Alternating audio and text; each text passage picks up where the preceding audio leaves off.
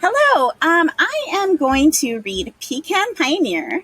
And this is my very first time doing it this way, actually doing it with the dot cam that I have. And I also have some, let's see if we can do this. I also have some transparent sticky notes. A lot of people swear by these. Look and see. It says Pecan Pioneer, the enslaved man who cultivated the South's favorite nut. So I'm gonna ask myself, like, you know, something about pecans. What do I already know?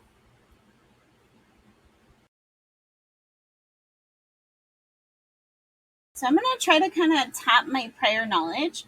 Well, I know that it's a kind of expensive nuts from what I know. Um, they're delicious.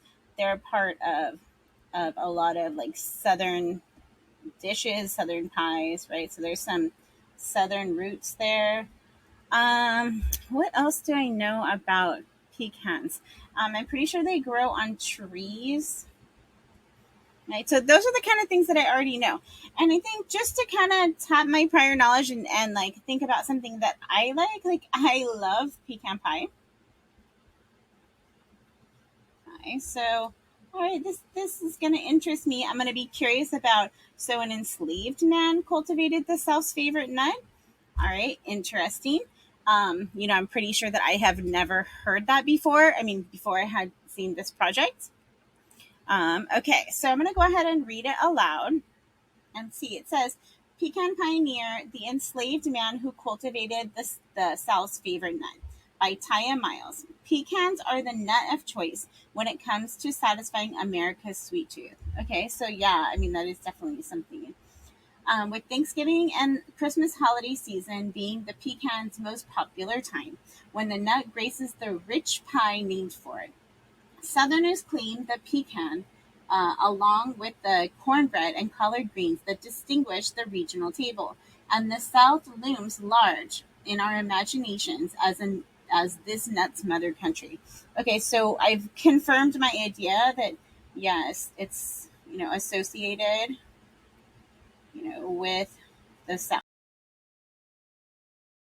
And we also know that it's part of like our holidays and things. So I'm actually going to highlight that just so I know that like this nut is part of American tradition. So now we kind of know why this is in the 1619 project, right? So this is part of. I'm just gonna write that on the side. Now, this is the way I do this. There are lots and lots of ways to do this, but I just thought, okay, this might be kind of an interesting way to do this, so you guys could see how I do it when I actually print it out on paper. Um, the presence of pecan pralines in every Southern gift shop, from South Carolina to Texas, and our view of the nut as a regional fare masks a crucial chapter in the story of the pecan. Okay, so now we know that she's going to talk about like hitting a peak here, right? We're going to turn in this story, the story of the pecan. It was an enslaved man who made the wide cultivation of this nut possible. A white person to credit for something that an African American did. You just know that pecan trees are native to middle southwestern region of Mississippi River Valley and the coast of Texas and Mexico. While the trees can live for 100 years or more, they do not produce nuts in the first years of life. Okay. The kinds of nuts they produce are wildly variable in size, shape, flavor, and shell removal. Okay, so now we know that it was, difficult um, to cultivate. So it was not really that easy to just take the nut and turn it into something that could be harvested all the time. Indigenous people worked around this variability, harvesting the nuts for hundreds and probably thousands of years, camping near the groves in season, trading the nuts in a network that stretched across the continent, and lending the food the name we have come to know it by, pecan or pecan. So, all right, so we know that this was a food source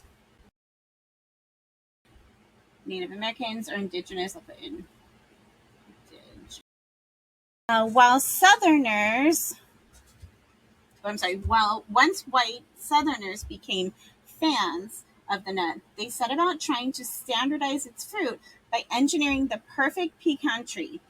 So they want to make the perfect pecan tree and engineer it so that it's something that they can actually use and actually cultivate and standardize. Tried to cultivate the pecan trees for a commercial market beginning in at least the 1820s. So we know it's back in the 1820s. So we know it is during a time of slavery in the United States. When a well-known planter from South Carolina named Abner Landrum published detailed descriptions of his attempt in the American Farmer periodical. In the mid-1840s, a planter in Louisiana sent cuttings of a much prized pecan tree over to his neighbor, J.T. Roman, the owner of Oak Alley Plantation. Did what many enslavers were accustomed to do in that period. He turned the impossible work over to an enslaved person with vast capabilities, a man whose name we know only as Antoine. All right, so we know that this is the most important part. So we know that, the plantation owner can't do it. It's too hard for him. So he turns it over to one of his slaves. Antoine undertook the delicate task of grafting the pecan cuttings onto the limbs of different tree species on the planting grounds. Many specimens thrived. Okay, so for the first time, they're thriving because we know that they've, for a long time, had a hard time cultivating this.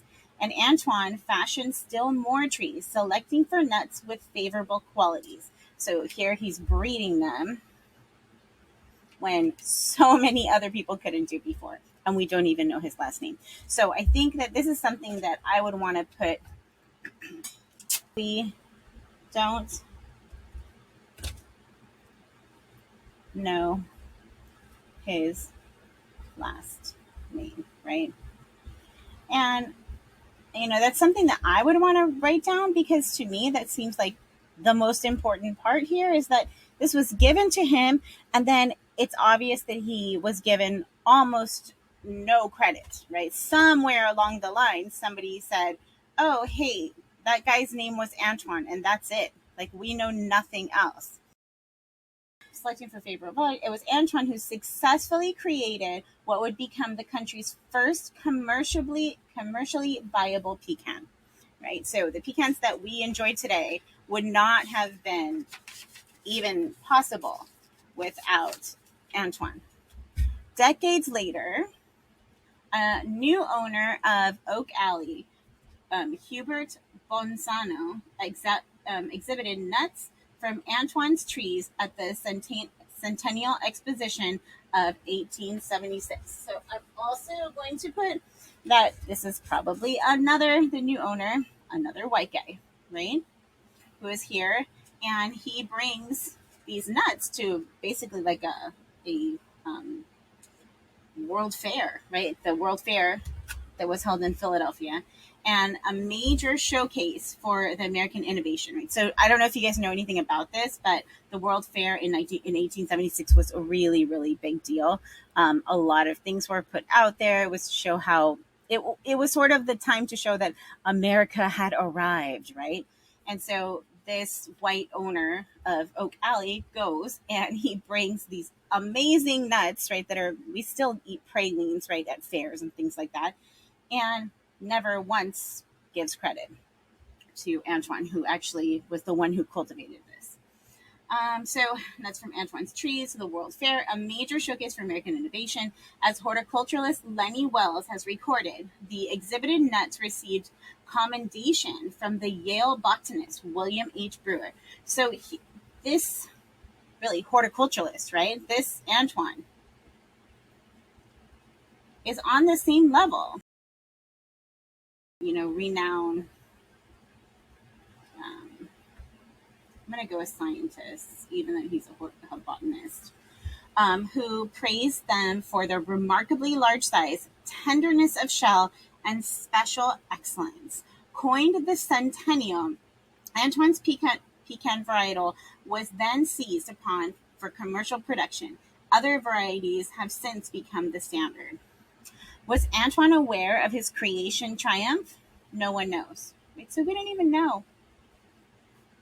As historian James McWilliams writes in The Pecan, A History of America's Native Nut, 2013, history leaves no record as to the former slave gardener's location or whether he was even alive when the nuts from the tree he grafted were praised by the nation's leading agricultural experts. The tree never bore the name of the man who had handcrafted it and developed a full-scale orchard on the Oak Alley plantation. So not only did he handcraft this, but he was able to make an entire orchard, right? It's like completely inconceivable. Like those people, those of us who don't know that much about plants or about, botany, to us it seems okay, so he made some plants. No, he went from like a little clipping, right? They like make a clipping of the tree, was able to cultivate that and graft it enough times to make a tree that was so successful that it could be cultivated in an entire plantation, before he slipped into the shadow of history. And so we have that sort of idea. So, what I like to do when I am going to do some kind of summary, I usually go back through quickly and kind of look at my notes and see where I possibly want to go with that. Okay, so I'm like, okay, we know that this has really become essentially an American nut. We know that it was difficult to cultivate. We know that um, um, like task of cultivating. A man who we only know as Antoine. We know it's really important that we don't even know his last name. He has no credit in history, even though this came to the World's Fair. Right? And so we know it was the indigenous food source. And then Antoine is basically on the same level as these like amazing botanists and horticulturalists. And even now, like nobody knows what happened to him, and he's just disappeared. So a lot of times when I know I have to write a summary, I'll then kind of not look at it and try to come up with some of the things that I remember, right? So I remember that.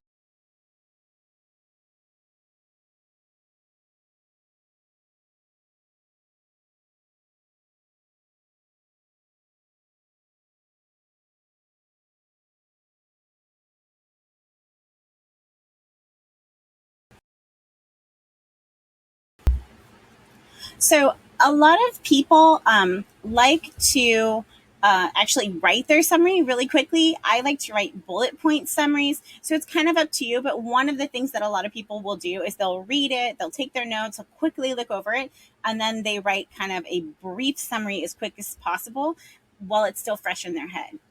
The other thing that I kind of like to do when I read something, and there are lots of different ways, obviously, is ask myself questions. A lot of times that's helpful. I did really well on essay writing when I was in college because I would just kind of make up essay style questions in my head as I went, and that was very helpful. So here, I know that at the end of this, that she's talking about how he slipped away from history, and that he, in the shadow of history. So I think that, this piece, even though it's about Antoine, it's not only about Antoine. How many others didn't get any credit for what they did, right?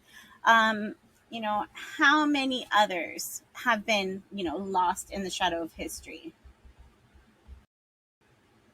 How many amazing things that have made America America, right? And they choose the pecan here because it's symbolic, right?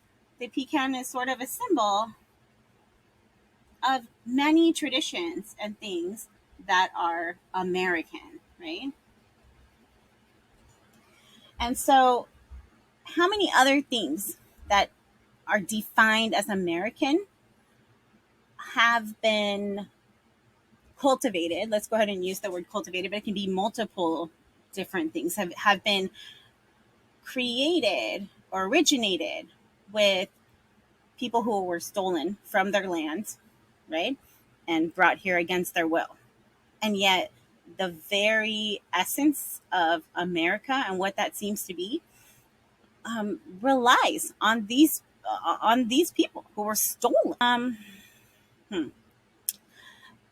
So for now, I think that that's where I'm gonna kind of go with that and think about it a little bit more, and then I will write my summary. Thanks, guys.